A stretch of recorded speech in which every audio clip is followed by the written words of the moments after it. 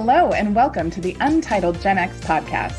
A podcast hosted by two childhood best friends dedicated to the pop culture that raised us.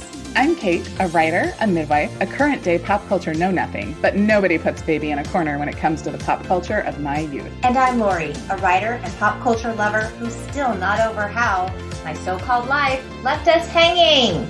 Today we're talking about none other than Wham's chart-topping, toe-tapping hits, Last Christmas and Everything She Wants. Released as a double A-side in December 1984, we're diving deep into the videos, lyrics, and trivia that make both songs karaoke favorites to this day.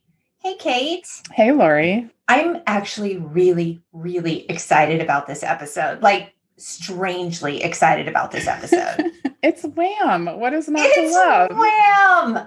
I grew up listening to Wham.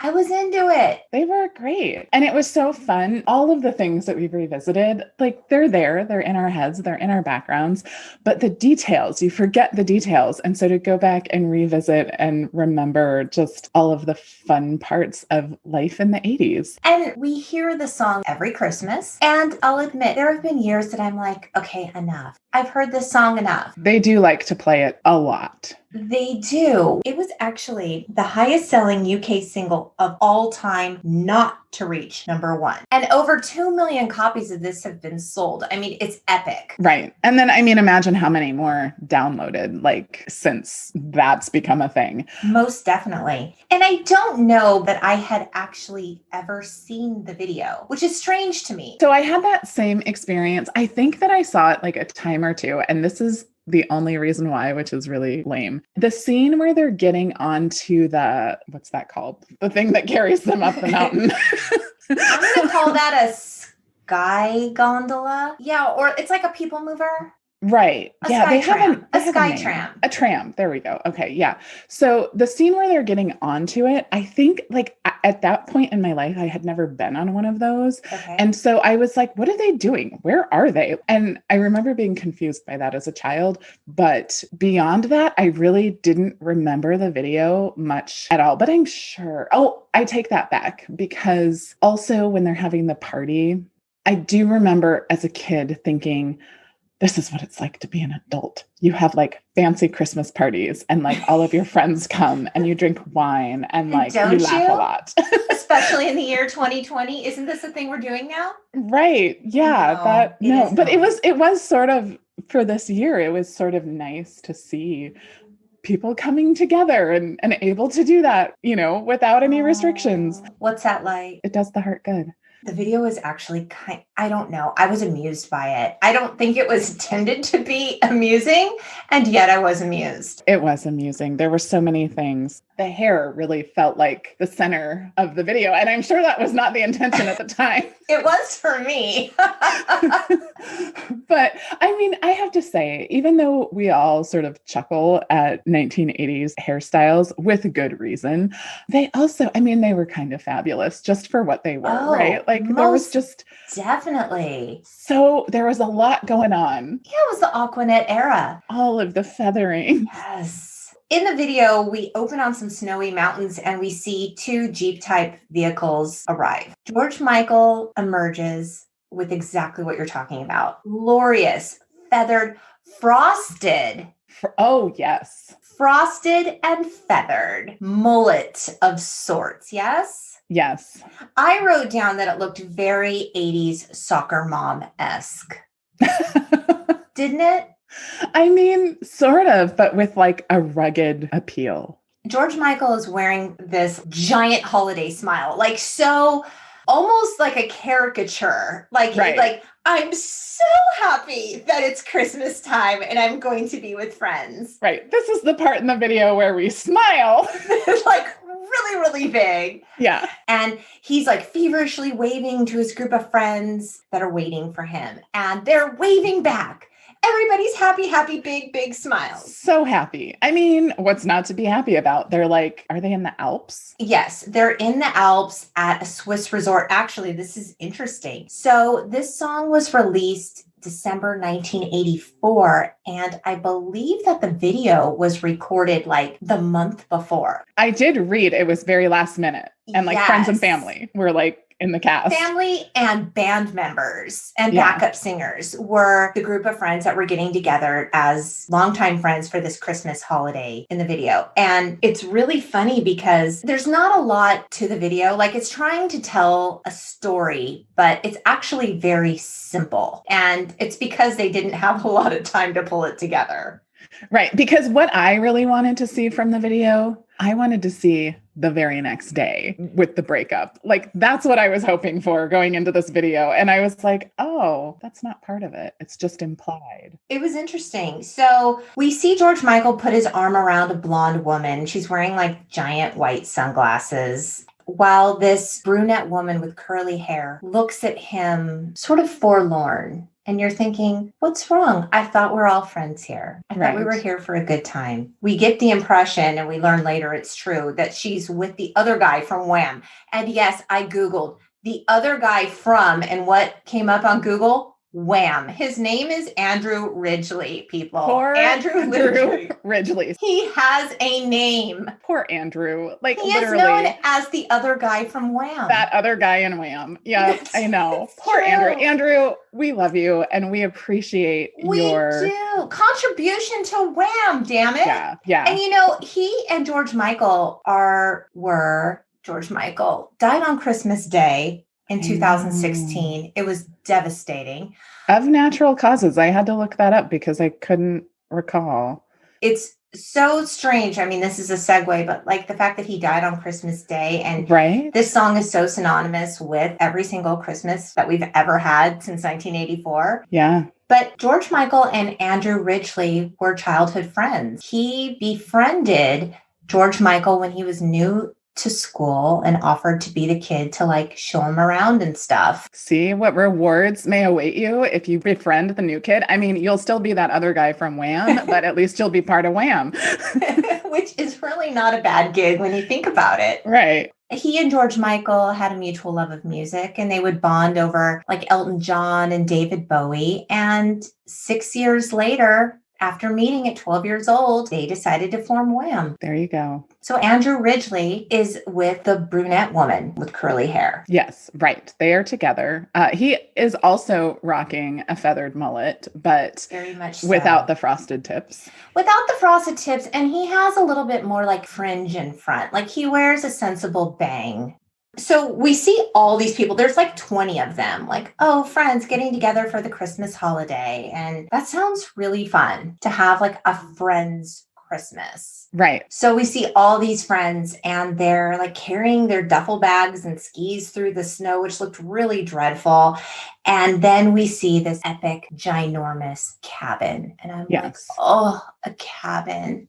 My dream is to have essentially like a small cabin in the woods to live at all the time. And I don't know why. It's just cozy and nice and Christmas. And Christmas. But I want it all year round, but it will be especially nice at Christmas. But yes. Before we get inside the cabin, I have 2 comments. 1, why did only a couple of people have skis? Like, you're in the Alps, you're up at the top of a mountain. Bring your skis, people. Well, maybe they don't own skis. Maybe they're of the rental variety. Okay, I'll give you that. I wouldn't want to have to trudge my skis along with my duffel through the snow. That doesn't sound like a good time. I'll give you that. Very sensible. Lori is always a sensible one. Yes. My second question is, why is there not a gate to get through the fence around the house? They have to climb over it every time. They do? I didn't even catch that. They jump over the little, it's not a like hardy fence. It's like one of those like wooden, like for decorative purposes. Yeah. But nonetheless, there's no gate. There's a little picket fence around it. Right. There's a gate. There has to be. Go back and watch it. There is not a gate. They jump over it every time. Huh. Yeah. You know what I noticed? Whenever they're in the snow, no one is wearing a hat. And I'm like, why? Because we see George Michael in the snow before he enters the house. And it's really like the elephant in the video, Katie. His hair is frizzed out. Like he clearly has wavy/curly hair IRL, and he feathers it straight when it's not damp conditions because his hair is out of control. It's funny because when they're outside playing in the snow later on, everyone's hair looks like they're outside playing in the snow. And this now makes sense because it sounds like they just kind of threw this together. They probably didn't have a really intense like hair and makeup department on hand. Oh my gosh. Their hair is soaking wet. Right. Which is what happens when you go out and go play in the snow. Get sick. So inside the cabin, we see the gang. They're all looking like warm and cozy, like a total Old Navy Christmas ad, right? Right. Like cute sweaters, bright colors. It's all warm light, happy faces. And George Michael looks like, I'm the kooky and festive one because I'm wearing garland around my neck. Right. Like he's the elf of the gang, right? He's like the Christmas elf spreading good cheer. He's very enthusiastic about the holidays. Big, giant Colgate smiles, man. Right. They're decorating. Yeah. So the forlorn brunette is decorating one side of the Christmas tree while George Michael is decorating the other, and he makes his way to her and accidentally drops garland on her. And he kneels down to get it.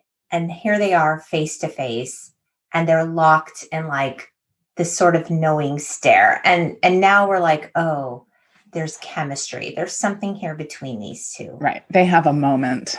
Then a guy comes in like covered in snow and firewood and the moment is gone. Right. And the brunette goes to her boyfriend, whose name is Andrew Ridgely, the other guy from Wham. Okay? Andrew Ridgely. There's a pop quiz at the end of this pod. Because one day you're going to be sitting in some trivia bar and this question is going to come up and you're going to be like, Andrew Ridgely. I know his name. And so the brunette and Andrew Ridgely kiss. And so now we cut to everyone outside sledding in their own winter wonderland in the Alps. And George Michael is alone in this like fur-lined parka. And he's looking really uncomfortable and cold and sad alone. Like, I just was like, can you hit us over the head with the symbolism? He's outside the gateless fence. He has on a very furry parka that like covers his whole face. He has on a good dose of eyeliner and he's just looking very moody and furry in that moment. And very cold. Dramatic. He looks cold because he was cold because they're in the Alps. But he has more coverage on than most people in that scene. But it's so dramatic. It's like, very dramatic. I'm outside the fun that is happening because the very outside the literal she gave my heart away. But here's the question. So you're from Southern California. Have you ever gone sledding? Yes, I have one time. I've only been to the snow. Well, that's a thing that California people say. They go to the snow. They go to the snow.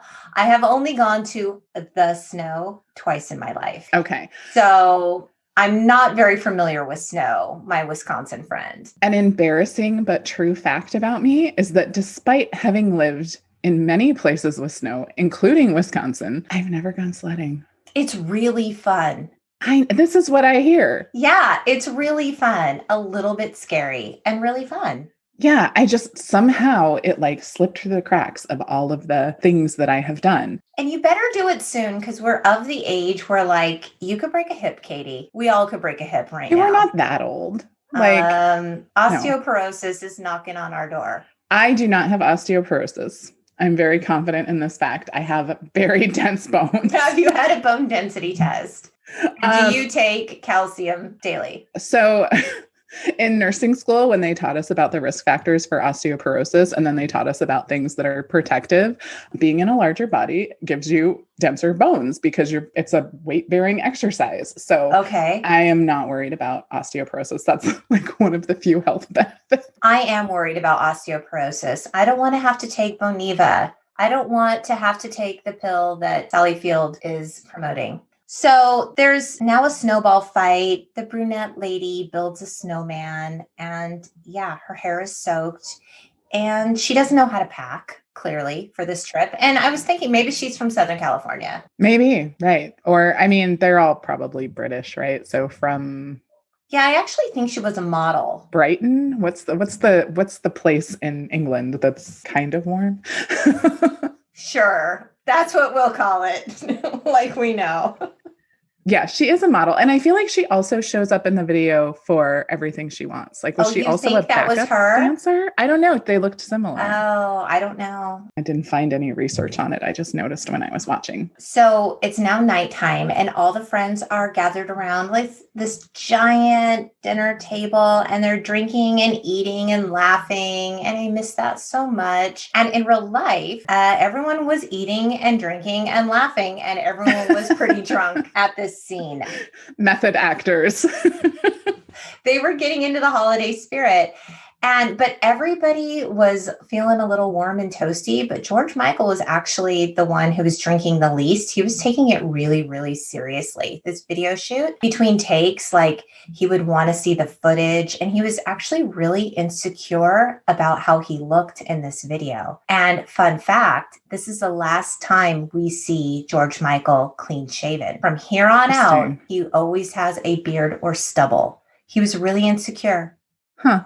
I mean, he is a good-looking man. Oh, like, for sure. And it's always so fascinating to me. Like, obviously, how a person looks, like, just objectively from like an attractiveness point of view, like, it doesn't matter, right? Everyone has their own insecurities. So poor George. I know. So we see Andrew Ridgeley, the other guy from Wham. Andrew Ridgeley. Say it again. Andrew Ridgeley. Come in, and he's bringing in a dessert with sparklers on it. I'm like, is it somebody's birthday? Is it now New Year's? Unclear. There's kind of some confetti type stuff. So I thought maybe it is New Year's. Maybe they're there for a whole week, hence the tree. Hence all the effort that goes into decorating a tree. And this makes much more sense that you would go and spend a week in the Alps with your friends. I mean, for people who can afford such things. Right.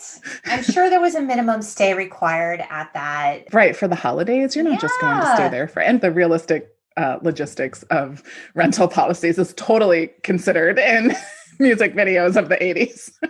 In November 1984. Yeah. Okay. So he comes in with this, the dessert is really small. I'm like, this isn't going to feed freaking 20 people. So we see George Michael at the end of the table with his blonde lady, and his hair is as voluminous and feathered as it has ever been. And he's looking over at the other side of the table with the brunette who's drinking and cuddling with her boyfriend, Andrew Ridgeley. Andrew Ridgeley. And they exchange more looks. And I did notice George Michael was wearing a gold band on his left finger, question mark, question mark, question mark. But I think that was just a fashion choice. I don't think it was meant to imply anything. She also has a band on her ring finger. She does? I didn't catch that. Yeah. On her left hand? I think so. I was trying to figure out, like, is that the left hand? So, because there's the flashback, right? There's the flashback to Last Christmas. Yes. It's because it's near the how do you say that? Brooch. Brooch. Clearly I wear them often. So that's the question now. And I actually did watch this twice because I was like, wait, what just happened? I'm confused. No, he gave her the Swarovski crystal flower brooch, if you will. You know a lot of details about that. Well, I mean, that's what it looked like. I don't know that it was Swarovski, but that's what it looked like. Okay. So yeah, I think the way that I saw it, like my first impression, and let's just go with that, is that she was engaged at like this present day time to Andrew Ridgeley. Andrew Ridgeley. But she definitely had a ring on her ring finger, which I assume was the left. So we do see a close-up of the crystal flower brooch. And I had to rewind this because I'm like, is she wearing the brooch? No. Andrew Ridgeley is wearing the brooch. And that's when we go back to Last Christmas and we see that, oh, wait, George Michael has a history with this woman. And we see them chasing each other in the snow. It's all playful and then in front of a fire. And let's just talk about the snow for a second.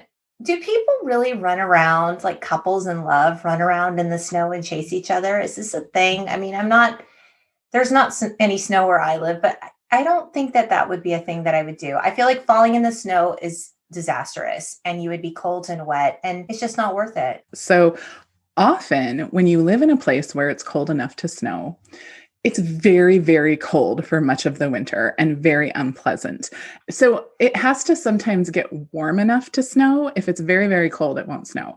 So sometimes when it snows, you're so excited to have it be warm enough to go outside and frolic and play in the snow that you do go outside and frolic and play in the snow, even as an adult. Okay, so we see them fall in the snow together and laugh. Oh, they're in love. And now they're in front of a fire and he gives her a gift. It's the brooch. She lays on his chest. And now we learn she gave that brooch to Andrew Ridgely. Who does that? If you get a gift from an old lover, an ex, do you give it to your new beau? I don't think so. Yeah. And then it's upside down. Did you catch that too? I It's did. upside down. Yeah. But especially when the person, somebody gave it to you, you're all friends. Like it's just awkward. This isn't the same. It's a little bit the same, but it's not the same. So I was supposed to go to prom my senior year and I already had the dress. I bought it from Windsor. My mom plunked down like $80 in 1994. It was a lot of money. I was excited. We were supposed to go in a limo with a group of people. And I find out, like, I want to say like less than 2 weeks before prom, oh, hey, he's not going with you anymore. He's going with his ex-girlfriend. His ex-girlfriend, who, to add insult to injury, was a year below us in school, Oh, no, right? she was 2 years below us. Oh, so like this was not her junior or her senior prom. No, but it was my senior prom and it was his senior prom. And I was really hurt. My mom was pissed. So here I am with a dress, no prom date suddenly. And the guy that I was supposed to go with, the one that really kind of aggressively comes to me and says, you know, I know we were supposed to go together, but we're not going anymore. And yeah, I still want to go in the limo. So like, you're going to have to be okay with it.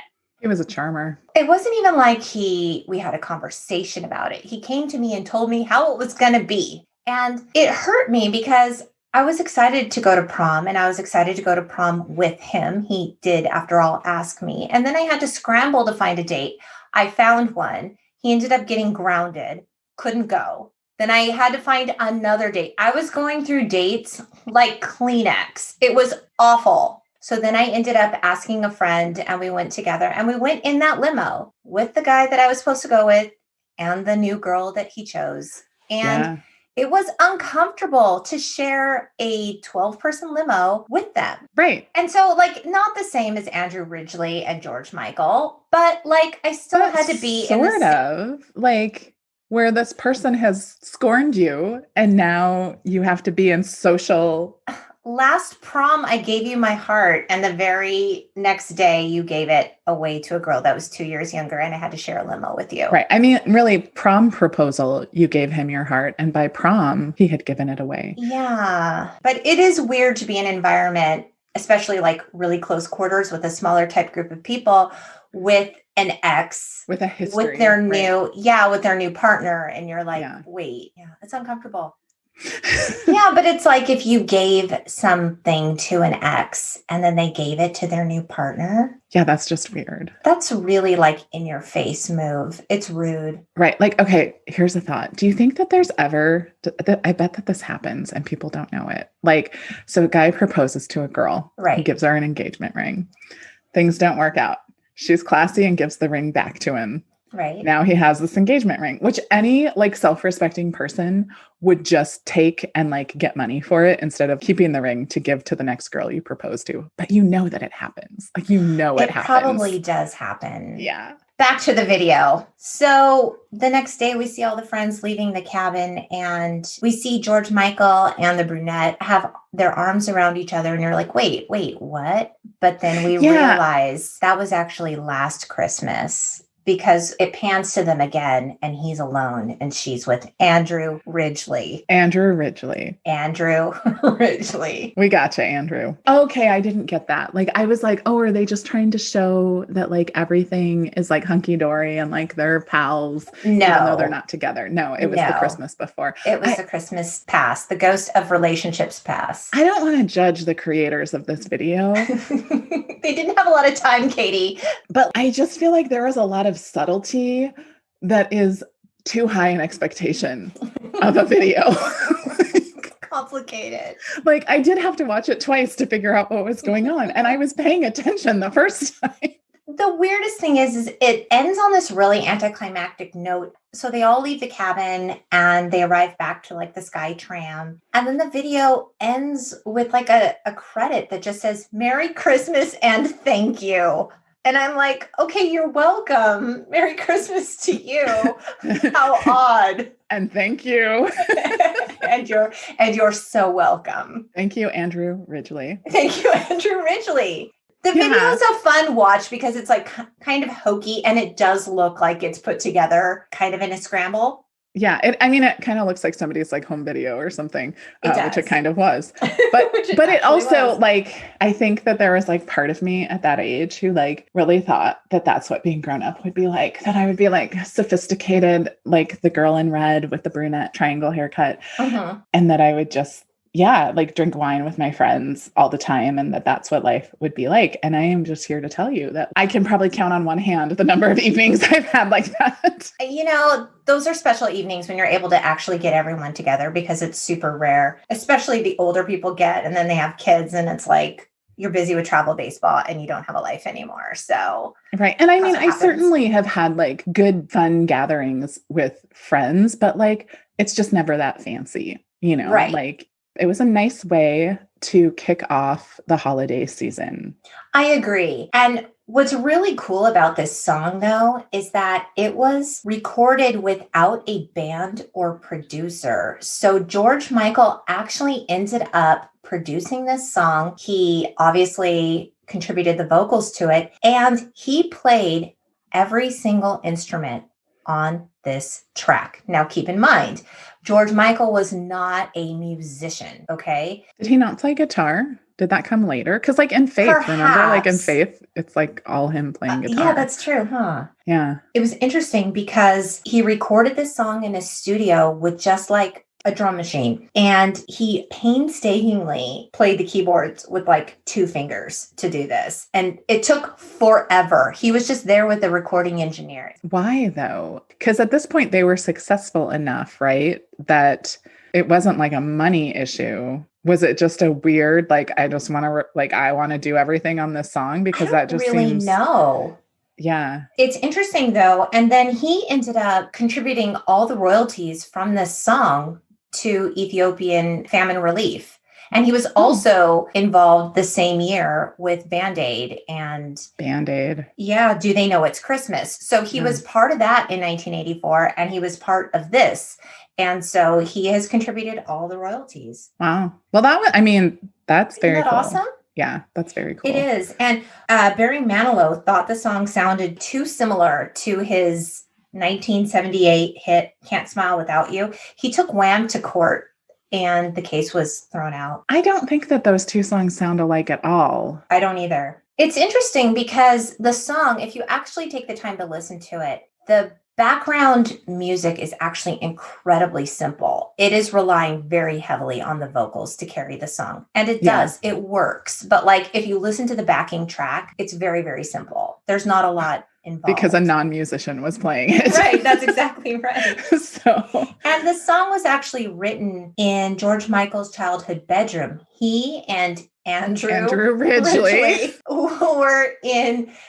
were visiting George Michael's parents the year before in 1983. And he recorded his, the inspiration behind the song and he played it for Andrew. And Andrew called it like a real moment of wonder when he heard what George Michael had created up there in his bedroom. Nice. That's a nice story. So it was. And it carries on all these years later, which is really cool. It's a great Christmas song. I mean, I don't want to say this definitively because I don't know, but I do feel that like there was a certain point in history where a crossover happened where instead of just always traditional Christmas songs, there started to be more contemporary Christmas songs. Yes. So this was one of them. And I feel like, I don't know that it was the first, but it just seems like it was in that era where people started to record different Christmas songs that we could enjoy aside from the classics. The classics are great. The standards are amazing and we love them and we go back to them every single year, but it is really nice. Like, For example, you could say songs like this gave way to other, big hits to come, like Mariah Carey and All I Want for Christmas Is You. I mean, she wrote that song. She's a songwriter, and I don't know that she gets the credit that she deserves.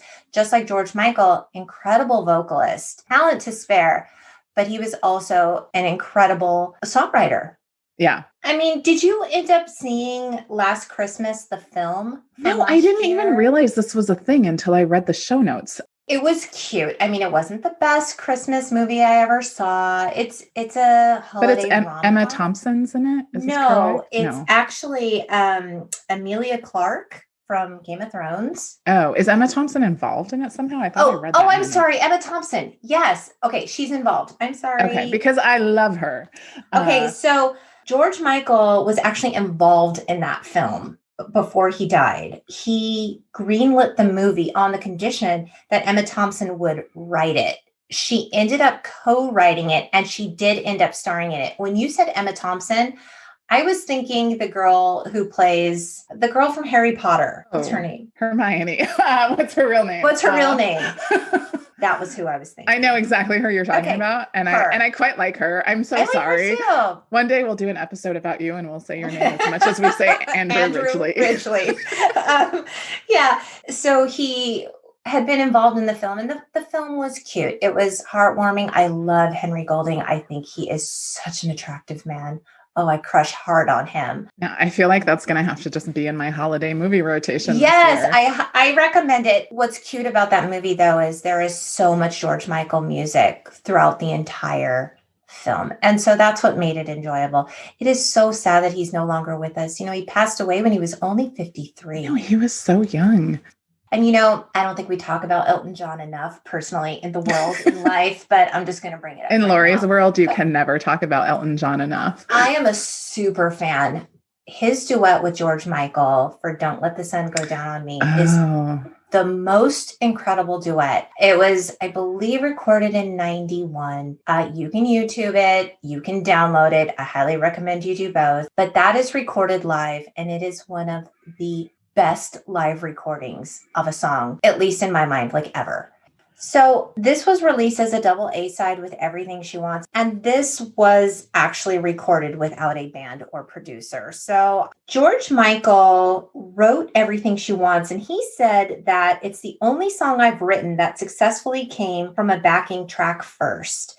Because it was thrown together that way, I never looked at it as a single until everyone started saying that it was great. And it actually really was great. If you listen to the lyrics, the song is about a man who is breaking his back, and he's working so hard for the woman in his life, and she's just never satisfied. Right. George Michael said, it's not the kind of thing that I usually write about, but I've seen it happen in my life to men in my life. And so I felt like it was...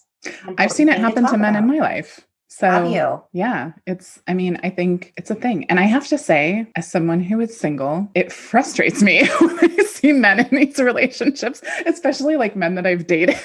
And then they go on to be in relationships like that. And I'm like, you could have been with me and you chose that. Who wasn't demanding, right, that you kill yourself. Right. So it's a baffling phenomenon to me as a single woman who is pretty laid back to be like, why are men so drawn to that? So on the one hand, I feel badly for him. Like when he is sad, laying in bed, covered strategically by the sheet and feeling sad for himself. But on the other hand, I'm like, dude, you got yourself into this.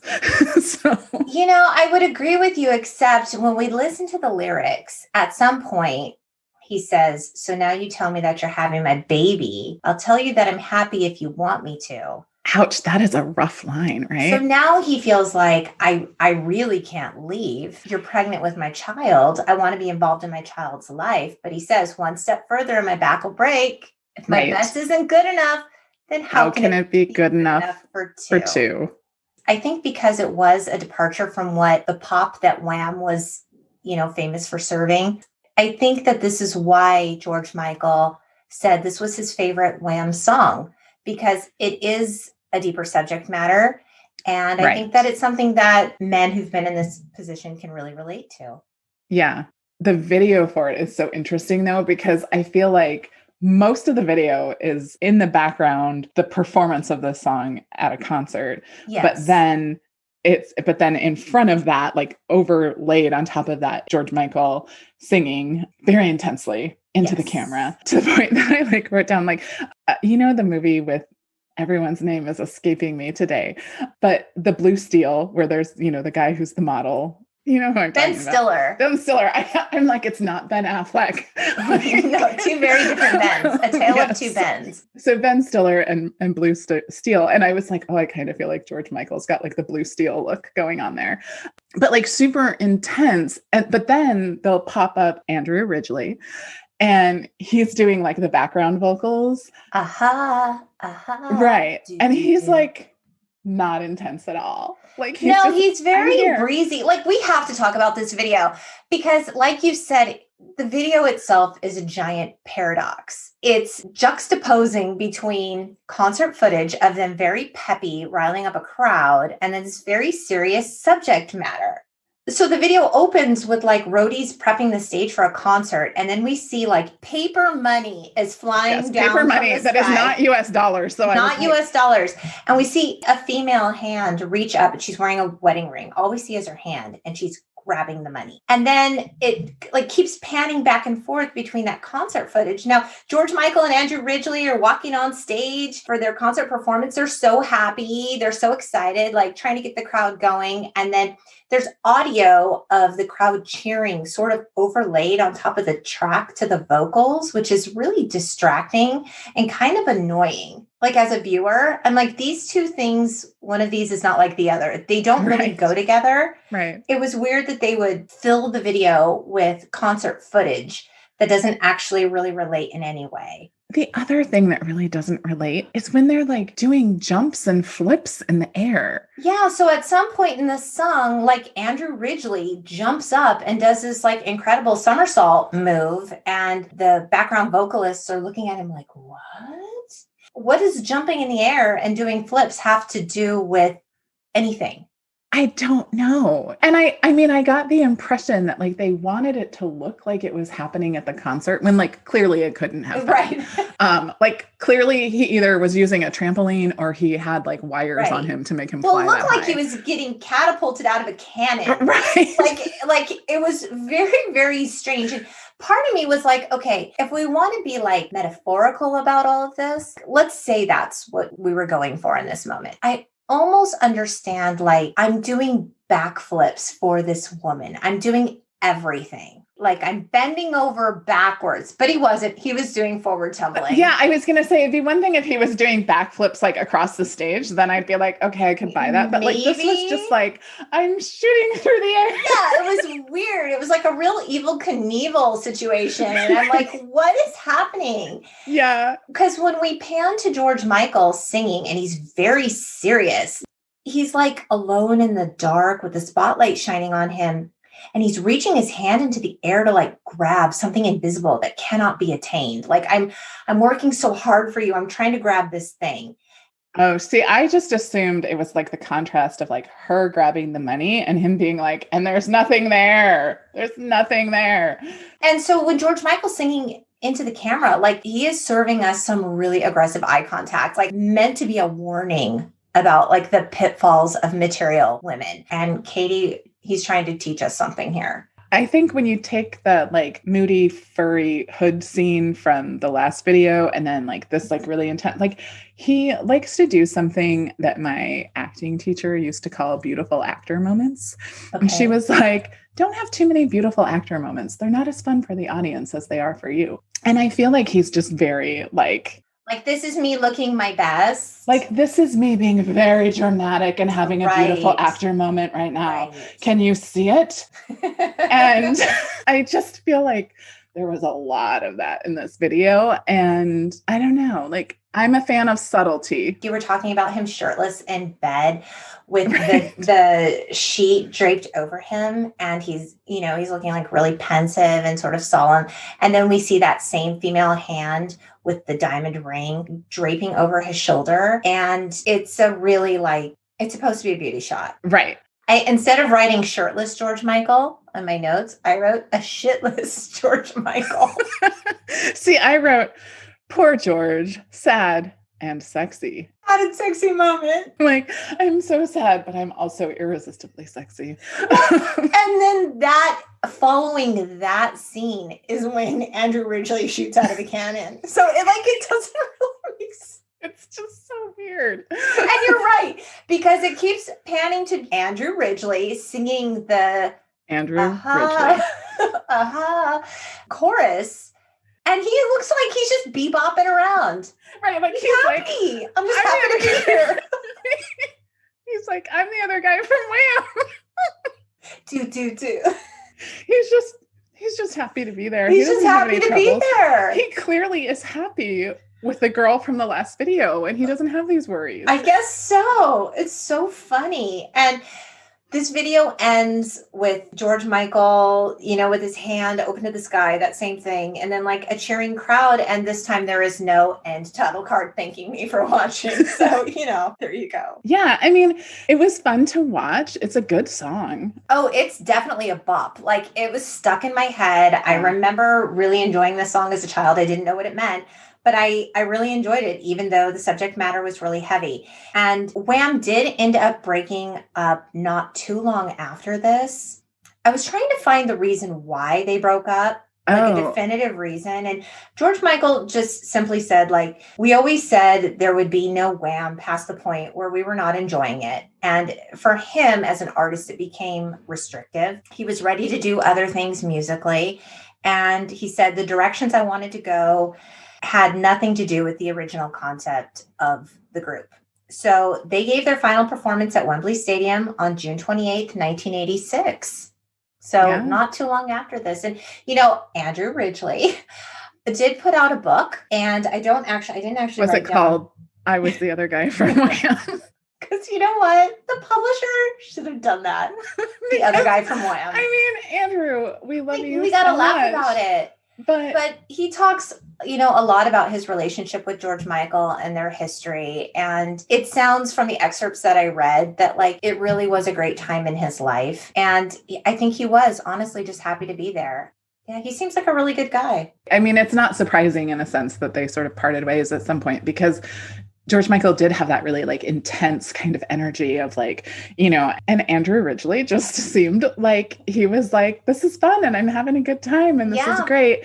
And so I could see that maybe that wouldn't carry forward. But yeah, I mean, the departure, when you think about what George Michael went on to do, right? When he went on to do the Faith album and Freedom 90, all of the stuff, Papa Was a Rolling Stone, all of his music was just so different than Wham. You understand. He was a creative genius in his own way that had a vision for how he wanted to express himself, and it just didn't fit within the confines of what Wham was. Right. It's nice that it didn't seem like he had to go through some sort of rebellious, as far as I know. I mean, I don't know. But when one person breaks off from a group, sometimes it's very dramatic and it's very I'm going my own way. And right.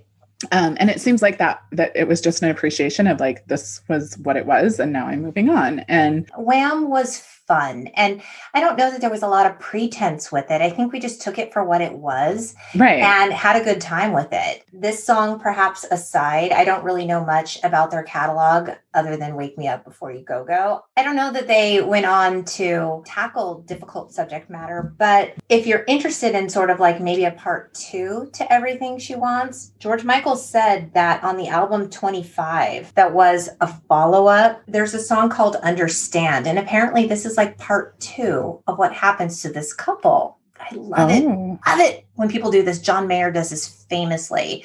He kind of has some part 2s to his songs, which if you're in the know, you're in the know. And it's fun trivia. But so he says in the song Understand that it's about that man realizing that his lady cared more about their love and relationship than he had known.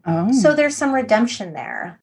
I didn't go back and listen to that song, but for those diehard fans, that might be a fun little part 2. If you're a fan of Everything She Wants, to find out what happened next. Right. Go back, go listen. And no Andrew Ridgeley on this one, but he gave us all he could. Do.